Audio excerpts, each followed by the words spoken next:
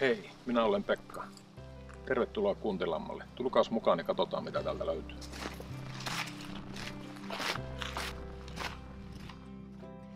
Muuta kuin tänne näin. Sisällä.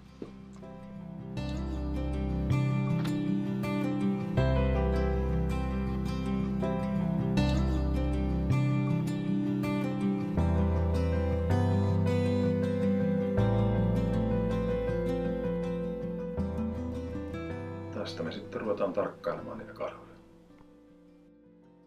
No niin, tervetuloa Karhukuusamon karhunpesään. Tässä on tämä meidän suurin hirsinen katselurakennus.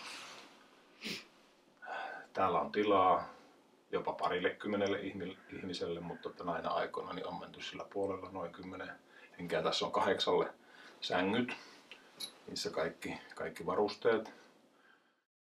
Tuossa on takakulmasta mennään erilliseen tilaan, jossa on kuivakäymälä ja tässä on myös lämmitys.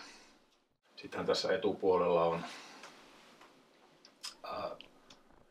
meidän tämä kuvaus- ja katseluseinä, eli karhut tulee tuonne.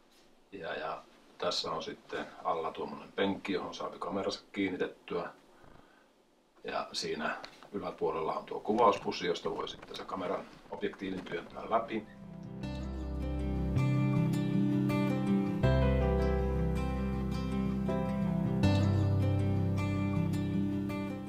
Ja karhut tulee tuon suolle ja metsän reunaan. Ja niitä sitten iltakatselun aikana noin 4 tuntia. Että aina se poislähtö sitten riippuu karhuista ja tarkkaillaan. Ja sitten yökatselijat on läpi yön ja aamulla heidät sitten noudetaan kello 8 aikaan pois täältä.